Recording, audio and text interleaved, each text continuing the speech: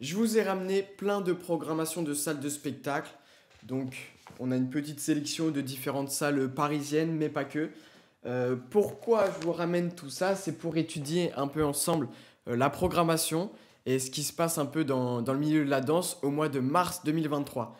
Et c'est vraiment un style de vie d'aller voir des spectacles. Je vous dis ça parce que c'est prenant, c'est très physique, ça demande de l'argent, du temps, du déplacement.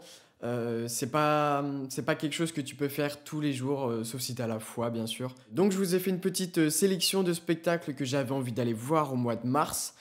C'est pas que à Paris, mais la plupart se concentrent un peu dans cette région parce que c'est la capitale. Beaucoup de spectacles se passent ici parce que c'est un endroit un peu charnière pour se faire programmer au niveau du pays. Il y a plein de programmateurs. Les salles de spectacle, elles ont leur réseau qu'elles font tourner à droite à gauche et ça permet de se faire repérer. Et c'est toujours intéressant pour ceux qui ne le savent pas. Peu importe ton art, que tu sois chanteur, artiste, peintre, danseur, théâtre ou quoi, un moment de passer à Paris, voilà, pour toutes ces choses que je vous ai dites. Et tout le monde essaye de le faire un peu, même nous dans le spectacle Fantasy Minor, les dates parisiennes, on sait qu'elles sont importantes parce que c'est là où il y a beaucoup de professionnels. Je vous ai ramené donc une petite sélection de spectacles et de programmation des salles de spectacle que j'ai pu visiter un peu ces derniers temps. C'est des choses intéressantes à étudier, ces feuilles de spectacle, parce qu'elles sont atypiques, c'est-à-dire que elles ont un vrai visuel, un vrai graphisme qui attire l'œil.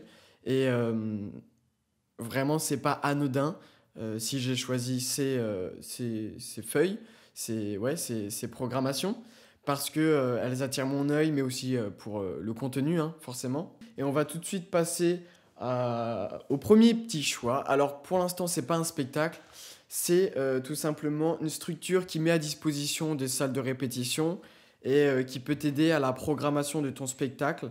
Donc, c'est la MP2A. Voilà.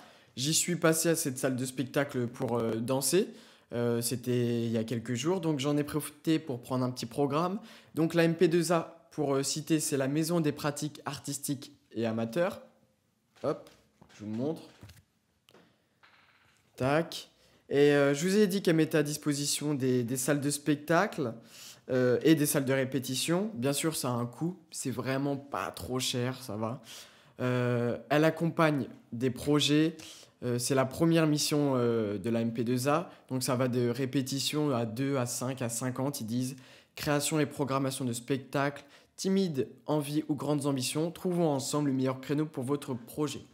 Sympa. Très très sympa. En vrai, je dis ça pour vous, mais je dis ça pour moi aussi, hein. Je sens qu'à un moment, ça va m'intéresser pour des projets de création ou autres. Donc, mise à disposition des espaces, ça va à partir de 3 euros de l'heure. Donc, je vous ai dit que ça avait un tout petit coût, mais ça va, hein, franchement.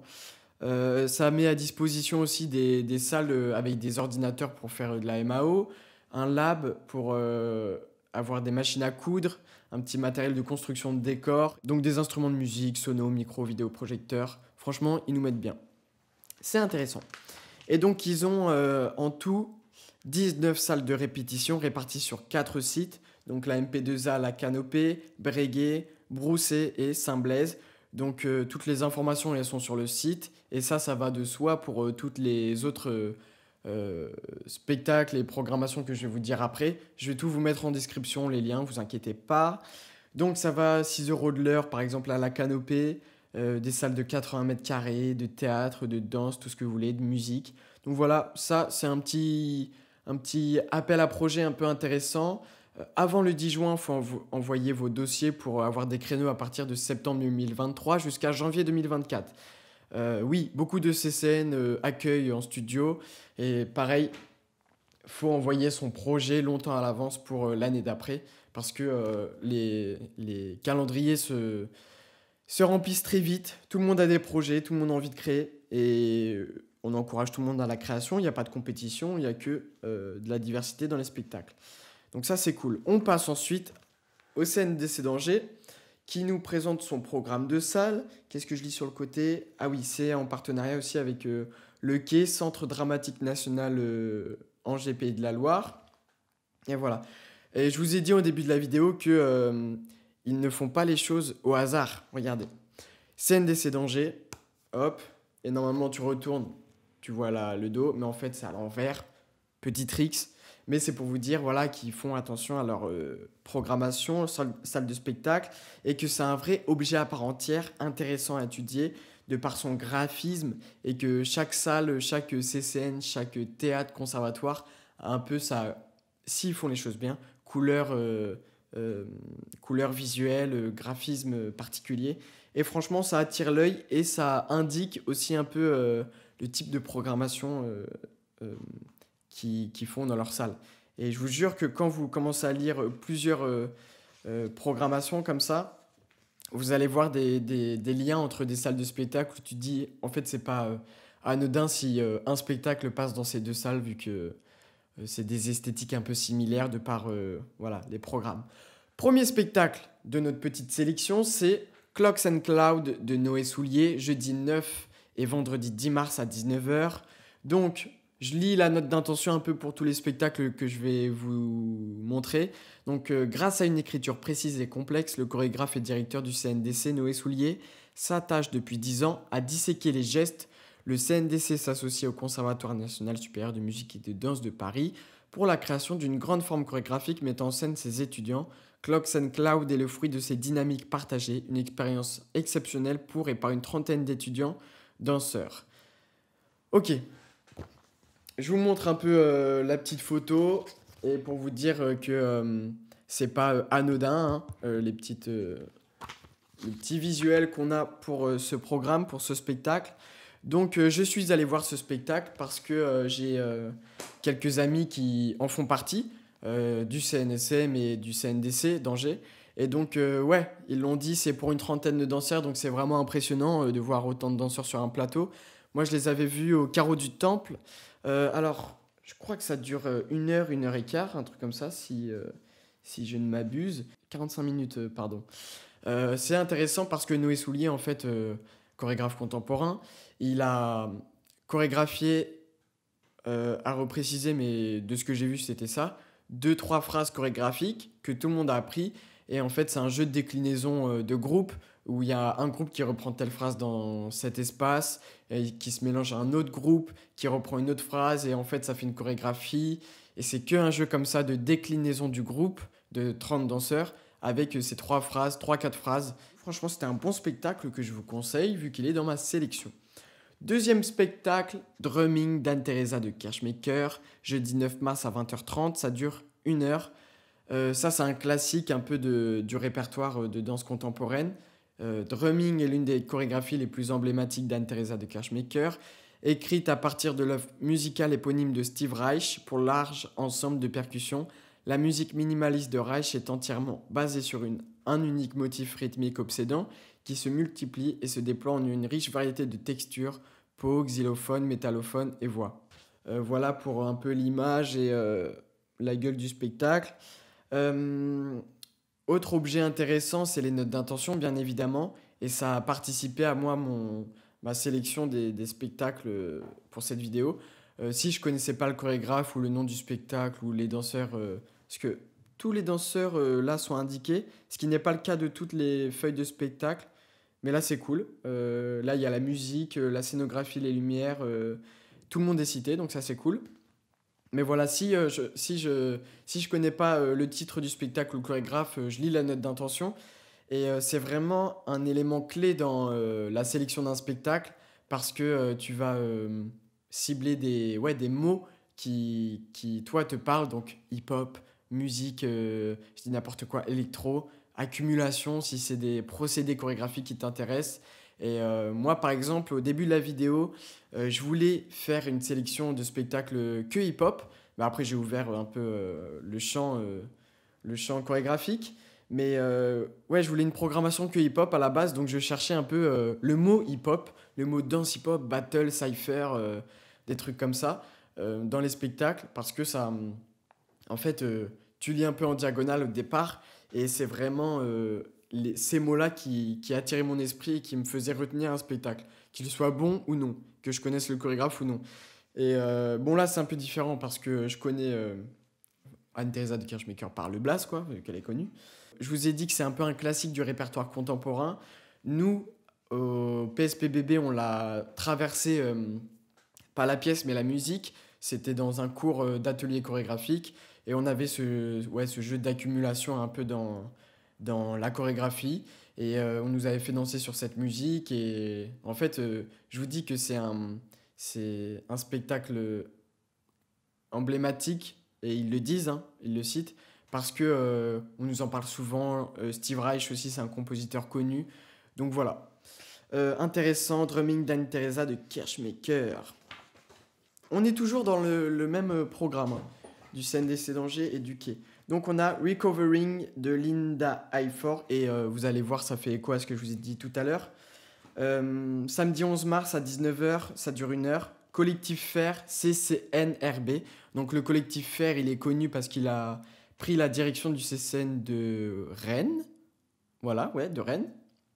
Et donc c'est un collectif, pas que, mais beaucoup hip-hop. Il y avait le Babson qui est décédé, paix à son âme, qui faisait partie de ce collectif. Et de Wanted Posse, Serial Steppers. Voilà.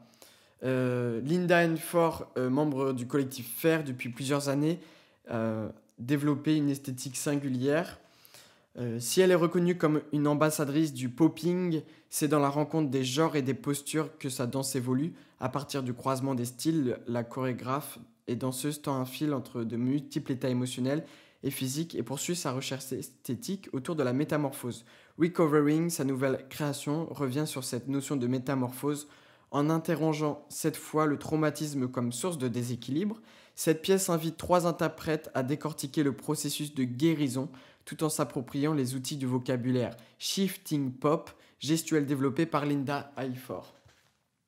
Voilà, donc je vous ai dit que ça allait faire écho à ce que je vous ai dit précédemment. Là, j'ai vu Collectif Fer, j'ai vu le mot popping, j'ai vu voilà, ces 2 mots, et je me suis dit, ok, c'est un spectacle qui va peut-être m'intéresser, malgré que je connaisse pas la chorégraphe. Voilà, toujours on a ces interprètes cités. Voilà, je vous ai dit la date, etc. Collectif Fer, c'est un spectacle intéressant parce que si j'ai voulu vous faire à la base de la vidéo une sélection centrée sur les spectacles hip-hop, c'est parce que je trouve que depuis quelques années que je m'intéresse un peu aux spectacles sur les scènes conventionnées, nationales, dans les théâtres. C'est parce que y a beaucoup de spectacles hip-hop qui rentrent dans les programmations. C'est toujours pas forcément la majorité, mais on sait que c'est un mouvement artistique et une culture qui a pris beaucoup de place musicalement, chorégraphiquement, et ça m'étonnait pas en fait qu'elles prennent beaucoup de place dans les salles de théâtre, et ça se voit dans les programmations.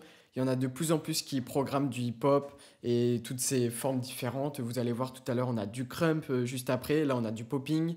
Et franchement, vous savez que moi je viens de cette culture-là, mais ça fait du bien de sortir un peu des battles, des événements classiques du hip-hop pour aller voir des spectacles. Je kiffe toujours les deux à 100%, mais c'est vrai que c'est un hip-hop un peu différent que vous allez voir sur scène, de par la musique, les costumes, l'ambiance, l'énergie, parce que vous savez, si vous avez déjà été en battle, et si vous n'avez pas été, allez-y, vraiment. Dans les battles, c'est une énergie moins... elle est plus instinctive. Dans les salles de théâtre, on s'assoit, on n'applaudit pas quand on veut, on crie pas quand le danseur il a fait un bête de passage, et ça c'est un peu dommage. Mais voilà, y a vraiment une énergie différente sur les salles de spectacle et les battles. Donc c'est intéressant d'aller voir du hip-hop dans les salles de spectacle.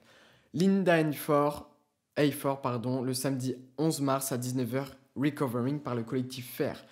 On passe ensuite à Silent Legacy de Maud Le Pladec du CCNO, le samedi 11 mars à 20h30, ça dure 1 heure.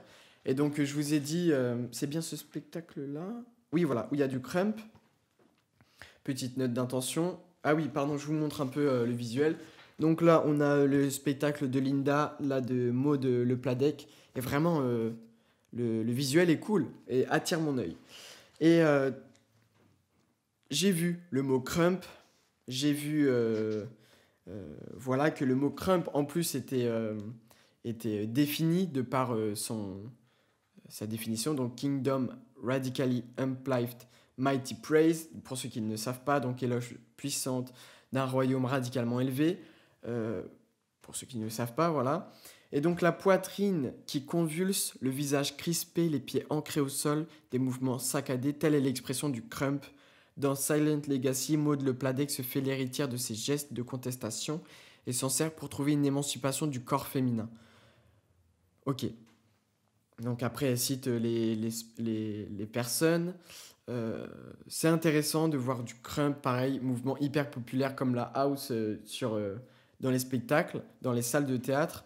Et donc voilà, ouais, c'est un spectacle, moi, qui m'intéresse.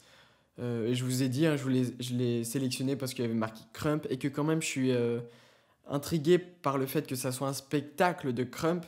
Le crump, c'est vraiment une forme qu'on n'a pas l'habitude de voir chorégraphiée. Même dans les battles, c'est énormément d'improvisation. Je dis pas qu'il y a 0% de chorégraphie dans la culture crump, bien évidemment, mais c'est quelque chose qu'on a beaucoup l'habitude de voir en improvisation. Donc là, c'est un spectacle d'1 heure. Et la dernière fois qu'on a entendu parler d'un gros spectacle de crump, c'était avec l'opéra. Donc c'était... merde, j'ai plus le nom en tête. Mais voilà, c'était l'opéra avec le crump. Donc vous voyez de quoi je parle. On passe ensuite au 14 mars, studio de création. Donc ça, c'est l'endroit. 19 h, ça dure 40 minutes. Groove de Soa Ratsifandiriana. Être dans le sillon du disque ou être dans le coup, c'est littéralement ça, groover. Ce terme issu des musiques noires américaines apparu dans le jazz et le swing à la fin des années 30 désigne la grande souplesse rythmique qui accompagne Soa depuis l'enfance avec l'aide des musiciens Sylvain et Alban qui mêlent texture et électronique et son hip-hop. La danseuse et chorégraphe se met en quête de son propre groove. Assis autour d'elle, le public n'a plus qu'à tendre l'oreille, écouter ce corps et ressentir le plaisir indicible et sensible et l'acte de danser. Ok, spectacle intéressant. Gros, ça fait longtemps que je le vois un peu dans les notes d'intention, donc je me dis que ça serait intéressant d'aller le voir. Et voilà, c'était ma dernière sélection du CNDC d'Angers. Ok, ça nous a pris du temps, mais vous avez les timecodes hein, si vous voulez passer dans la vidéo. Je ne force personne à regarder en entier les vidéos. Prenez ce qui vous intéresse et partez, faites vos courses dans mes vidéos et allez manger ce que vous voulez. Voilà. On passe ensuite à la Cité de la Musique, Philharmonie de Paris. J'y suis allé l'autre jour pour aller voir l'exposition de Fela Kuti. Incroyable. L'exposition, elle est disponible jusqu'à juin ou juillet, donc ça en mars, avril, voilà. Je vous le rappellerai peut-être dans une autre vidéo si besoin. Mais l'exposition de Fela Kuti, vraiment intéressant. Donc le musicien à l'origine un peu du mouvement d'Afrobeat. Il y a tout le côté politique que je connaissais pas de Fela Kuti. Moi, je connaissais que Water, No Get Enemy, Zombie, voilà, ces musiques les plus connues. Et c'est l'Afrobeat, c'est quelque chose qui, moi, me fascine. Les rythmes, j'adore, c'est incroyable, l'Afrobeat. J'ai vu qu'il y avait une exposition sur lui, j'y suis allé, j'ai découvert. Voilà, exposition de Fela Kuti à la Philharmonie de Paris, en ce moment, jusqu'en juin-juillet. Il y a aussi le jeudi 16 et vendredi 17 mars de 9 h à 17 h 30, exploration, écoute et mouvement. Quel enjeu pour les apprentissages? À l'heure où les écrans ont envahi les espaces d'apprentissage, comment l'écoute et l'émotion musicale peuvent-elles permettre aux enfants de mieux se connaître et de s'inscrire dans le monde? Voilà, c'est un colloque. Donc, il me semble que c'est entrée libre sur réservation. Intéressant. C'est un peu une conférence. Je sais, il y aura des vidéos, des photos, mais voilà. Donc, j'imagine, ouais, c'est une conférence, un colloque sur ce sujet-là. C'est intéressant. Ça sort un peu du champ de tout ce que je vous ai dit, des spectacles hein, de danse. Mais voilà. À la Philharmonie de Paris. Petite précision. En fait, tous les spectacles que je vous ai dit avant, c'est au CNDC d'Angers, c'est leur programmation. Mais bien évidemment, ils ne posent pas que là-bas. J'aime bien rappeler en fait le comment ça se passe dans le milieu de la danse parce que je me rends compte que c'est pas quelque chose d'acté. Moi, je connaissais pas en fait ce système il y a de ça quelques années. Donc, je me dis, peut-être c'est évident pour certains, mais j'aime bien le rappeler, tous les spectacles passent ailleurs. Donc, ne regardez pas que la programmation d'une salle de spectacle, mais regardez un spectacle et regardez où est-ce qu'il passe, quand, pour que ça soit plus facile pour vous d'y aller, quoi. Voilà. Ensuite, alors, on a... Ah, voilà. On a la programmation de la Biennale de la danse du Val-de-Marne. Hop, c'est un petit livret comme ça. Donc, c'est la briqueterie, le CDCN du Val-de-Marne, du 9 mars au 6 avril 2023. Donc, moi, je vous ai retenu un peu les spectacles de mars. Il y en a des cools en avril, voilà, que peut-être je vous dirai dans une prochaine vidéo. Premier spectacle, Lucinda Childs, Philip Glass, ballet de l'Opéra de Lyon, Dance, 16, 17, 18 mars, 21h, 25 à 30 euros. Bon, c'est un petit coup. Maison des Arts de Créteil. C'est un peu loin. Mais si vous avez la foi d'y aller, ou comme je vous ai dit, regardez où est-ce qu'elle passe et allez la suivre. Donc voilà. En plus, il y a une navette de disponible entre Paris et Créteil, donc c'est intéressant. Ballet signature de la danse post-moderne, cette création majeure de 1979 n'a rien perdu de son éclat d'origine. Lucinda Childs, figure de la danse américaine, livre avec Philip Glass et Sol Levitt un continuum ensorcelant de mouvements donnés à voir, entendre et ressentir. Créé pour 17 danseurs et danseuses, Dance a intégré en 2016 le répertoire de l'Opéra de Lyon. Les corps engendrent avec une facilité apparente cercles, arcs et diagonales, leurs battements structurent l'espace. Libérés de toute forme de théâtralité, les gestes répondent à la musique prise en boucle dans d'infimes variations qui se décalent en douceur et déstabilisent toute répétition. La scénographie filmique réalisée par Sol Lewitt vient redoubler la présence des interprètes et la remise en action fantomatique des gestes à travers le défilement des images. Ok. Donc j'ai sélectionné ce spectacle parce que, voilà, comme ils l'ont dit, ça commence à être un classique de la danse contemporaine.